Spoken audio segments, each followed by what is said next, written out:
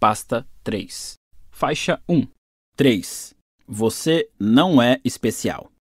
Quero falar sobre um conhecido meu, vamos chamá-lo de Jimmy. Jimmy estava sempre envolvido em vários projetos. Sempre que perguntavam o que ele estava fazendo, Jimmy falava sobre a consultoria que estava prestando para alguma empresa, descrevia um promissor aplicativo de saúde para o qual vinha buscando investidores, falava de um evento beneficente em que faria um discurso ou contava sobre a ideia milionária que tivera para uma bomba de combustível mais eficiente. O cara não parava, estava sempre ligado e se você desse papo, o Jimmy continuaria eternamente mostrando como era fenomenal o seu trabalho e como eram brilhantes suas ideias, despejando em cima de você tantos feitos pessoais que mais parecia estar sendo entrevistado na TV. Jimmy era pura positividade o tempo todo, sempre alçando novos voos, sempre a um passo de mais uma conquista. Um verdadeiro cara que põe a mão na massa. O problema era que Jimmy também era um completo parasita. Muito papo e nenhuma ação. Passava a maior parte do tempo chapado e gastava em bares e restaurantes sofisticados tanto quanto investia em suas ideias de negócios. Jimmy era um sanguessuga profissional. Vivia do dinheiro suado da família, que ele enrolava, assim como fazia com o restante da cidade, com falsas ideias de futura glória no ramo da tecnologia. Claro, às vezes ele fazia algum esforço simbólico, pegava o celular e ligava para algum figurão na cara de pau, se valendo de todos os nomes famosos que lhe vinham à mente, mas nada concreto acontecia. Nenhum dos seus empreendimentos se tornou realidade. O cara continuou nessa por anos, sendo sustentado por namoradas e por parentes cada vez mais distantes até quase completar 30 anos. E o mais doido nisso tudo era que Jimmy tinha orgulho disso. Sua autoconfiança chegava ao nível do delirante. Quem ria dele ou desligava na sua cara estava na percepção de Jimmy, perdendo a maior oportunidade da vida. Quem apontava o ridículo de suas ideias era ignorante e inexperiente demais para entender a sua genialidade. Quem expunha o seu estilo de vida parasitário era um invejoso, uma pessoa amarga que cobiçava o seu sucesso. Jimmy ganhava algum dinheiro, mas, em geral, pelos meios mais desonestos, como vender a ideia de outra pessoa como se fosse dele, enrolar alguém para conseguir um empréstimo ou, pior, convencer alguém a lhe dar participação numa startup. Às vezes, conseguia até que lhe pagassem para dar palestras, sobre o que eu não consigo nem imaginar. A pior parte era que Jimmy acreditava nas mentiras que contava. Seu delírio era tão indestrutível que era até difícil ter raiva dele. Chegava a ser um caso fascinante, na verdade. Em algum momento, na década de 1960, desenvolver uma autoestima alta, ter uma boa autoimagem e se sentir bem consigo mesmo, virou moda na psicologia. Pesquisas concluíram que as pessoas que se consideravam admiráveis tendiam a se sair melhor e ter menos problemas. Muitos estudiosos e legisladores da época acreditaram que aumentar a autoestima da população geraria benefícios sociais tangíveis, redução da criminalidade, melhora no desempenho acadêmico, geração de novos empregos, diminuição de déficits no orçamento. Como resultado, a partir da década seguinte, de 1970, práticas relacionadas à autoestima começaram a ser ensinadas aos pais, reforçadas por terapeutas, políticos e professores, além de serem instituídas na política educacional. Por exemplo, as notas de crianças com baixo desempenho eram elevadas artificialmente para que não se sentissem tão mal. Prêmios por participação em aula e troféus foram inventados para diversas atividades banais ou obrigatórias. As crianças recebiam deveres de casa inúteis, como escrever as características que as tornavam especiais ou suas 5 maiores qualidades. Pastores e sacerdotes diziam às suas congregações que cada um ali era especial aos olhos de Deus, que todos estavam destinados a se destacar e a superar a mediocridade. Surgiram seminários empresariais e motivacionais entoando o mesmo mantra paradoxal: cada um de nós pode ser excepcional e extremamente bem-sucedido. Hoje, uma geração depois, temos os resultados para avaliar. Não somos todos excepcionais. No fim das contas, se sentir bem consigo mesmo não significa nada, a não ser que você tenha um bom motivo para isso. Hoje, sabemos que adversidade e fracasso são muito úteis e até mesmo necessários para o desenvolvimento de adultos determinados e bem-sucedidos. Hoje, sabemos que fazer as pessoas acreditarem que são excepcionais e se sentirem bem consigo mesmas sem fundamento não cria uma população de Bill Gates e Martin Luther Kings. Cria uma população de Jimmys. Jimmy, o delirante das startups. Jimmy, que fumava maconha todo dia e não era bom em nada, exceto em se gabar e acreditar nas próprias mentiras. Jimmy, o tipo de cara que gritava com os sócios por serem imaturos e depois estourava o cartão de crédito da empresa no Le Bernardin para impressionar modelos russas. Jimmy, que já estava ficando sem estoque de tias e tios a quem recorrer para pedir empréstimos. Sim, esse Jimmy confiante e cheio de autoestima. O Jimmy que passava tanto tempo exibindo competência que esquecia de,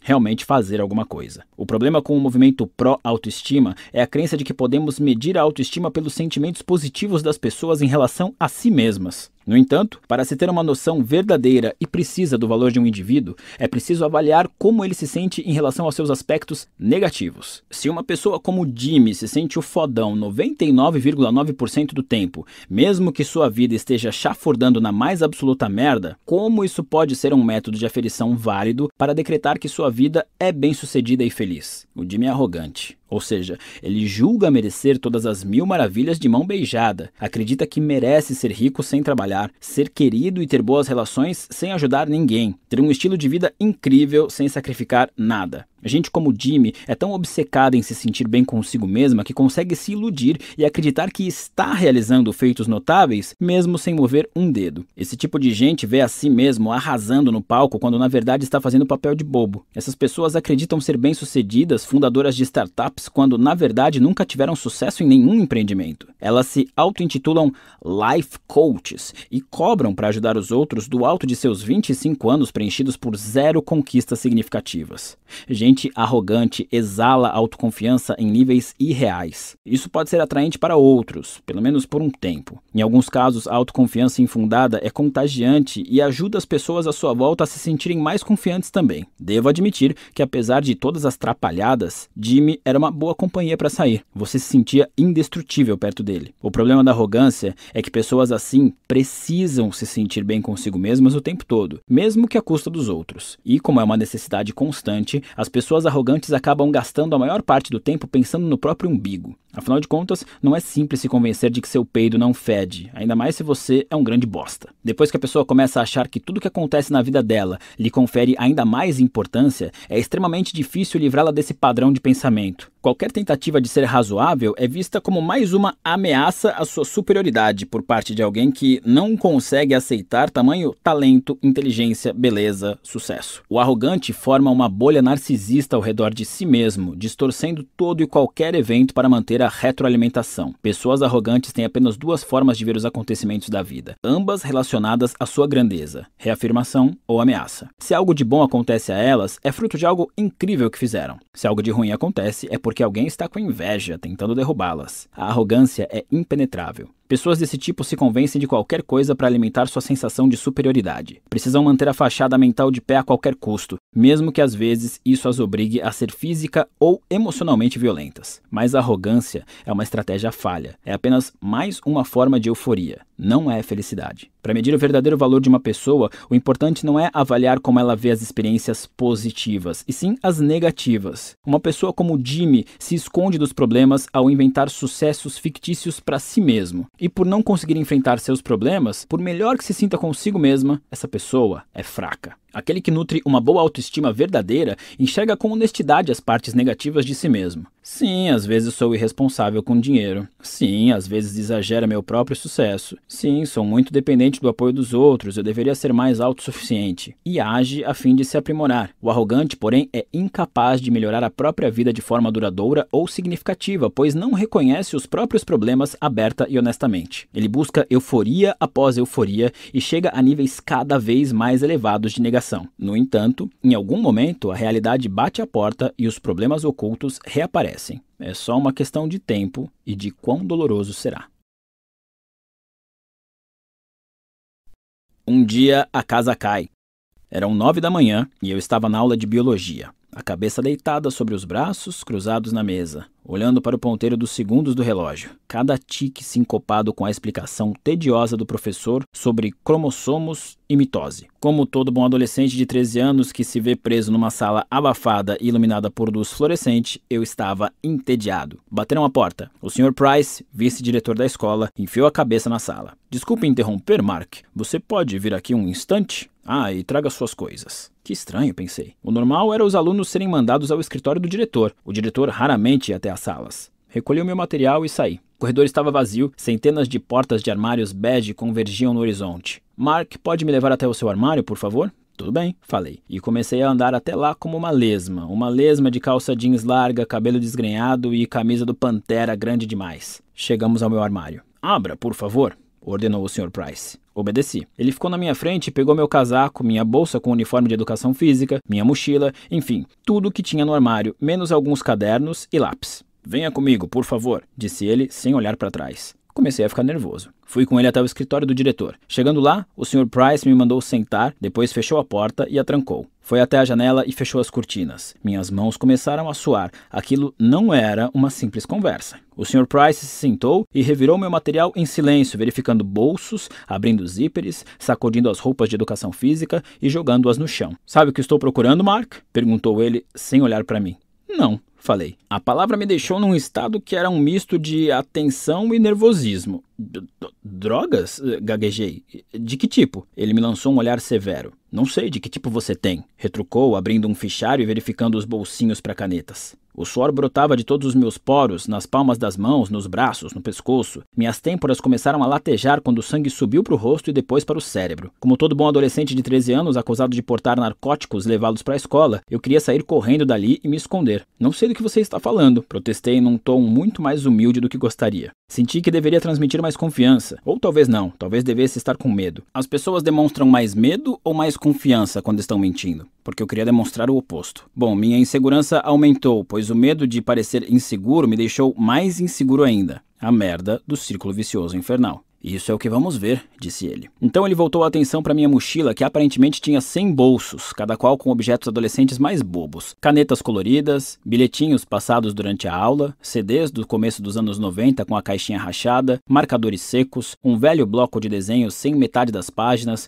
inutilidades, poeira e fiapos acumulados durante toda uma existência enlouquecedoramente monótona no ensino fundamental. Meu suor devia estar jorrando à velocidade da luz, e o tempo se prolongava e se dilatava de tal forma que os poucos segundos naquele relógio da aula de biologia tinham se transformado em éons. Cada minuto suficiente para crescer, envelhecer e morrer. Somente eu, o Sr. Price e minha mochila sem fundo. Em algum momento da era mesolítica, o Sr. Price terminou de revisar a mochila. Sem ter encontrado nada, parecia nervoso. Virou a mochila de cabeça para baixo, deixando cair tudo no chão e começou a suar tanto quanto eu. Só que, se no meu caso era pavor, o que ele sentia era raiva. Nada de drogas hoje, hein? Ele tentou parecer casual. Não, eu tentei também. Ele espalhou minhas coisas, separando cada item e os reunindo em pequenas pilhas ao lado do meu uniforme de educação física. Meu casaco e minha mochila estavam agora esvaziados e murchos em seu colo. Ele suspirou e olhou para a parede. Como todo bom adolescente de 13 anos trancado numa sala com um homem que acabou de jogar suas coisas no chão furiosamente, eu queria chorar.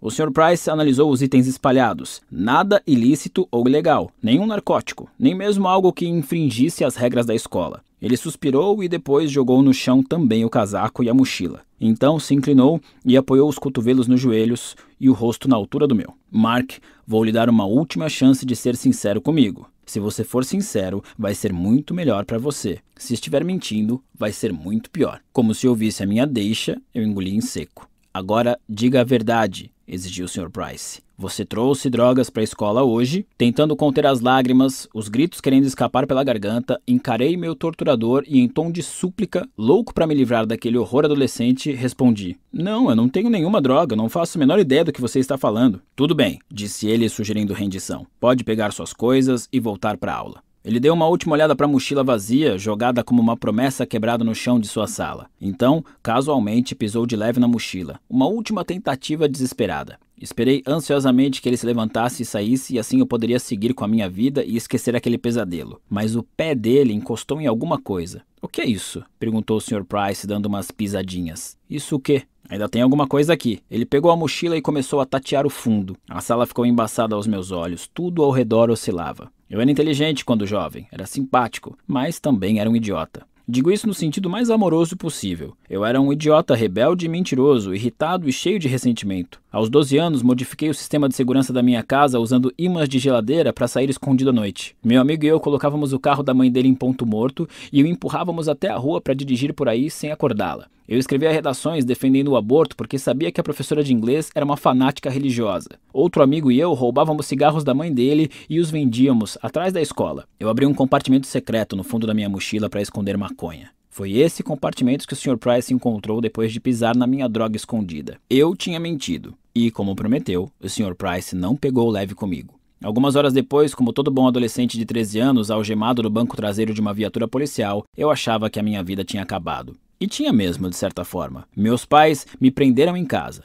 Eu não teria amigos no futuro próximo. Fui expulso da escola e terminaria o ano letivo estudando em casa. Minha mãe me fez cortar o cabelo e jogar fora todas as camisetas do Marilyn Manson e do Metallica, o que, para um adolescente em 1998, equivalia a ser condenado à morte por tosquice. Meu pai me arrastava para o trabalho de manhã e me fazia arquivar documentos por horas a fio. Depois que a educação domiciliar terminou, fui matriculado numa pequena escola cristã, onde, o que não deve ser uma surpresa, eu não me encaixava muito bem. E quando enfim tomei jeito, entregando os trabalhos no prazo e consciente do valor de uma boa responsabilidade clerical, meus pais decidiram se divorciar. Estou contando tudo isso só para ilustrar como minha adolescência foi uma bosta. Perdi todos os meus amigos, meu ambiente, direitos legais e família num intervalo de 9 meses. Como diria a psicóloga que me atendia aos 20 e poucos anos, foram eventos traumatizantes pra cacete. E eu passaria uma década e mais um pouco tentando entendê-los e deixar de ser um bestinha egoísta e arrogante. O problema com a minha vida doméstica naquela época não foram todas as coisas horríveis que foram ditas e feitas,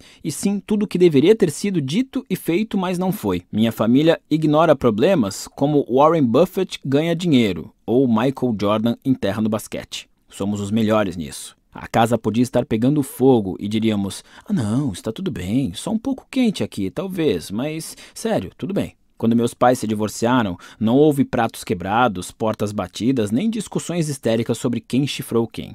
Depois que garantiram para mim e para o meu irmão que não era culpa nossa, eles abriram para perguntas. Sim, você deu direito. Sobre a logística da nossa nova vida. Nenhuma única lágrima foi derramada. Nenhuma única voz foi erguida. O máximo que meu irmão e eu chegamos de entrever a vida emocional declinante dos nossos pais foi o esclarecimento de que ninguém traiu ninguém. Ah, que ótimo. O ar estava meio abafado ali na sala, mas tranquilo, tudo certo. Meus pais são boas pessoas. Eu não os culpo por nada disso, pelo menos não mais. E amo muito os dois. Eles têm a própria história, a própria jornada e os próprios problemas, como todos os pais. Como os pais deles tinham e assim por diante. E como todos os pais, os meus, com as melhores intenções, transmitiram para mim alguns dos seus problemas, o que provavelmente também farei com meus filhos. Quando passamos por eventos traumatizantes pra cacete, como esses, começamos a achar inconscientemente que não podemos resolver alguns dos nossos problemas. Essa suposta incapacidade, por sua vez, nos deixa infelizes e indefesos. E tem mais uma consequência. Se temos problemas insolúveis, nosso inconsciente conclui que somos, em certos aspectos, muito especiais ou muito imperfeitos,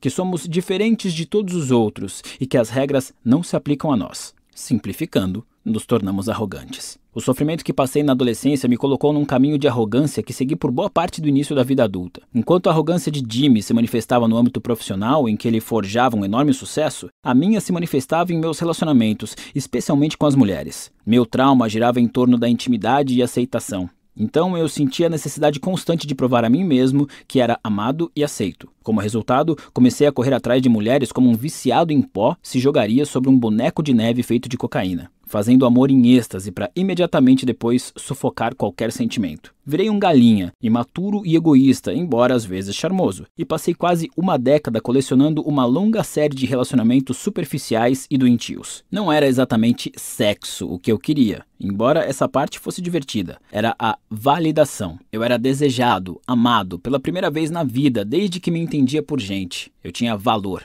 Meu desejo de validação logo virou um hábito mental de exagerar a minha importância e de ser autoindulgente demais. Eu me sentia no direito de dizer ou fazer o que quisesse, de trair a confiança das pessoas, de ignorar sentimentos e depois me justificava com desculpas esfarrapadas. Embora esse período tenha tido seus momentos de diversão e emoção, embora eu tenha conhecido algumas mulheres maravilhosas, minha vida era meio que um constante caos. Vivia desempregado, dormindo no sofá de amigos ou morando com minha mãe, bebendo muito mais do que deveria, me afastando de vários amigos, e quando conheci uma mulher de quem realmente gostava, meu egocentrismo não demorou a estragar tudo. Quanto mais profunda é a dor, mais impotentes nos sentimos diante dos problemas e mais arrogantes ficamos em compensação. Essa arrogância pode funcionar de dois jeitos. 1. Eu sou incrível e vocês são uns merdas, então mereço tratamento especial. 2. Eu sou um merda e vocês são incríveis, então mereço tratamento especial. Por fora são mentalidades opostas, mas por dentro é o mesmo recheio cremoso de egoísmo. Na verdade, é comum ver gente arrogante alternando entre um pensamento e outro. Ou estão no topo do mundo, ou o mundo desabou sobre eles, dependendo do dia ou de como estão lidando com seu vício naquele momento. Grande parte das pessoas percebe na hora que alguém como Jimmy é um completo imbecil narcisista porque ele deixa bastante óbvia sua autoestima delirante. O que a maioria não identifica como arrogância é o comportamento daqueles que se sentem sempre inferiores e indignos do mundo. Interpretar tudo na vida como vitimismo constante exige tanto egoísmo quanto a atitude oposta. A mesma quantidade de energia e de autocentrismo delirante são necessários tanto para acreditar que você tem problemas insuperáveis, quanto que você não tem problema algum.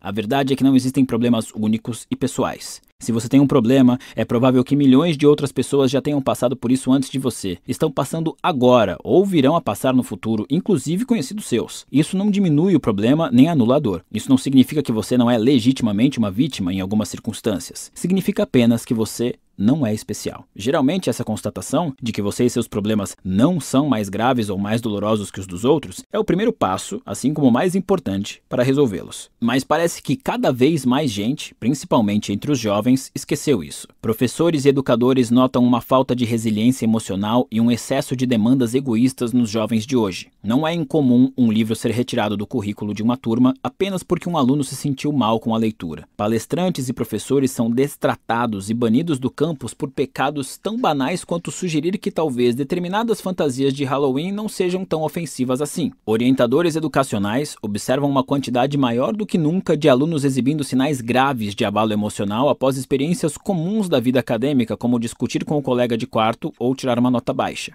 É estranho que, numa época em que estamos mais conectados do que nunca, a arrogância esteja tão em alta. Algo na tecnologia recente parece permitir que a nossa insegurança jorre aos borbotões, de maneira inédita. Quanto maior a liberdade de expressão, maior nosso desejo de nos vermos livres de qualquer um que possa discordar de nós ou nos chatear. Quanto mais expostos ficamos a pontos de vista diferentes, mais nos incomodamos por eles existirem. Quanto mais fácil e livre de problemas nossa vida se torna, mais nos sentimos no direito de que fique ainda melhor. Os benefícios da internet e das redes sociais são incontestavelmente fantásticos. Este é o melhor momento da história para se viver por diversas razões, mas talvez tais tecnologias estejam gerando efeitos colaterais inesperados na sociedade. Talvez as mesmas tecnologias que libertaram e instruíram tanta gente estejam inflando a importância que damos a nós mesmos. Faixa 3. A tirania do excepcionalismo.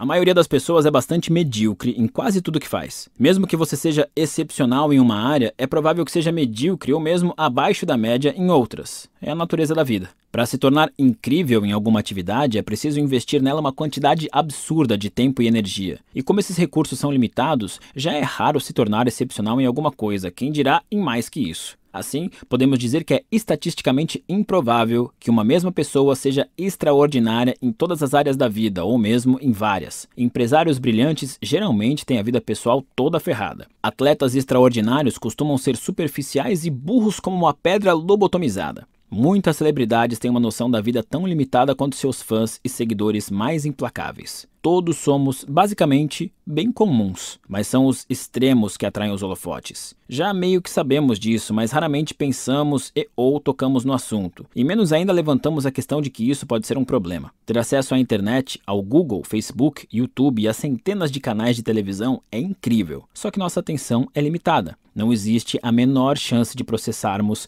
a tsunami de informações que nos atinge o tempo todo. Assim, só o que chama a atenção são as realmente excepcionais, aquele 0,00001%. Todos os dias, todas as horas, somos inundados com o que é realmente extraordinário. o melhor do melhor, o pior do pior, as maiores façanhas físicas, as piadas mais engraçadas, as notícias mais perturbadoras, as ameaças mais assustadoras, sem parar. Nossa vida é repleta de informações sobre os extremos da experiência humana, porque no ramo da mídia é isso que chama atenção, e atenção gera lucro. É o mais importante. A maior parte da vida, no entanto, se dá na monótona média. A grande maioria da vida não é extraordinária, e sim bastante medíocre. Essa inundação de extremos noticiados nos condicionou a acreditar que agora ser excepcional é a norma. E como somos todos bastante comuns na maior parte do tempo, o dilúvio de informações sobre o excepcional nos deixa inseguros e desesperados, porque obviamente não somos bons o bastante. Assim, sentimos a necessidade cada vez maior de compensar isso com arrogância e vício. Lidamos com isso da única forma que sabemos, enaltecendo a nós mesmos ou aos outros. Alguns fazem isso criando esquemas fraudulentos de enriquecimento rápido. Uns atravessam o mundo para salvar crianças da desnutrição. Há quem se destaque nos estudos e ganhe 1000 prêmios acadêmicos. Outros entram na escola atirando. Alguns tentam fazer sexo com qualquer criatura que se mova. Isso tem a ver com a crescente cultura da arrogância que já analisei. Muitas vezes os millennials são responsabilizados por essa mudança cultural, mas provavelmente apenas porque são a geração mais conectada e mais visível. A tendência à arrogância abrange toda a sociedade, e acredito que seja consequência da excepcionalidade gerada pelos meios de comunicação de massa. O problema é que a onipresença da tecnologia e do marketing está dando um nó nas expectativas de muita gente. A enxurrada do excepcional faz as pessoas se sentirem menores, as faz sentir que precisam ser mais extremas, mais radicais e mais autoconfiantes para serem notadas ou terem valor. Quando eu era jovem, minhas inseguranças com intimidade eram exacerbadas por todas as narrativas de masculinidade ridículas difundidas pela cultura pop. Essas mesmas narrativas ainda circulam hoje. Para ser popular, o cara tem que sair e beber como um astro do rock. Para ser respeitado, tem que ser admirado pelas mulheres. Sexo é o bem mais valioso que um homem pode obter, e para consegui-lo, vale sacrificar qualquer coisa, inclusive a dignidade. Esse fluxo incessante de notícias irreais alimenta nossa insegurança ao nos expor a padrões fantasiosos impossíveis de corresponder. Não só nos sentimos sujeitos a problemas insolúveis, como nos consideramos fracassados porque uma simples pesquisa no Google mostra milhares de pessoas livres desses problemas. A tecnologia resolveu antigos problemas econômicos, mas nos trouxe novos problemas psicológicos. A internet não disponibilizou apenas informação para todos. Ela fez o mesmo com a insegurança, a incerteza e a vergonha.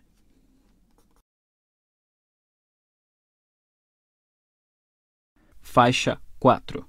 Mas se eu não vou ser especial nem extraordinário, qual é a graça? Nossa cultura absorveu a crença de que todos estamos destinados a fazer algo extraordinário. Celebridades dizem isso, magnatas dizem isso, políticos dizem isso, até a Oprah diz isso. Então deve ser verdade. Cada um de nós pode ser extraordinário. Todos merecemos a grandeza. O paradoxo dessa ideia, afinal de contas, se todo mundo fosse extraordinário, então, por definição, ninguém seria. Não é percebido pela maioria das pessoas. Em vez de questionar o que realmente merecemos ou não, engolimos a mensagem e pedimos mais. Ser comum se tornou o novo padrão de fracasso. O pior lugar em que se pode estar é no meio do bando, no topo da curva de Gauss. Quando o padrão de sucesso de uma cultura é ser extraordinário, acaba sendo melhor estar no pior extremo da curva de Gauss do que no meio, porque pelo menos ali você é especial e merece atenção. Muita gente escolhe essa estratégia. Prova para todos que é o mais infeliz, o mais oprimido, o mais sofrido. Muitos têm medo de aceitar a mediocridade porque acreditam que, se o fizerem, nunca conseguirão nada, nunca vão se desenvolver e terão uma vida insignificante. É uma ideia perigosa. Uma vez que você aceita a premissa de que a vida só vale a pena se for notável e grandiosa, também aceita o fato de que a maior parte da humanidade, incluindo você, é inútil e sem valor. E essa mentalidade pode se tornar danosa bem rápido, tanto para você mesmo quanto para os outros. As poucas pessoas que se tornam verdadeiramente excepcionais em algo não alcançaram isso porque se consideram excepcionais. Pelo contrário, elas são incríveis porque são obcecadas por se aperfeiçoar. Essa fixação é derivada de uma crença imperturbável de que, na verdade, não são lá grande coisa. É o inverso da arrogância. Quem se torna excelente em alguma coisa conseguiu isso por entender que não nasceu excelente, é medíocre, comum, mas que pode se tornar muito melhor. Essa ladainha de que todo mundo pode ser extraordinário e alcançar a grandeza é só uma punhetagem do ego. Uma mensagem gostosa de engolir, mas que na verdade não passa de calorias vazias que deixam você emocionalmente gordo e inchado, como um Big Mac para o coração e o cérebro. O caminho para a saúde emocional, como para a física, é legumes e verduras, ou seja, aceitar as verdades sem graça e banais. Como suas ações em geral não importam tanto assim e a maior parte da vida é tediosa e irrelevante, mas tudo bem, o prato de legumes vai ter um gosto bem ruim no começo. Você não vai querer comer, mas depois de engolir, seu corpo vai acordar mais potente e mais vivo. Afinal de contas, você não vai mais estar carregando a constante pressão de ser incrível e inovador. O estresse e a ansiedade de ser sempre inadequado e de precisar se provar vai se dissipar. E a percepção e a aceitação da sua existência banal o libertarão para realizar o que realmente deseja, sem julgamento ou expectativas altas demais. Você vai apreciar cada vez mais as coisas simples da vida, os prazeres de ter amigos, de criar alguma coisa, de ajudar alguém em necessidade, de ler um bom livro, de rir com alguém de que você gosta. Que chatice, não? É porque tudo isso é comum, mas talvez seja comum por uma razão, porque são as coisas que realmente importam.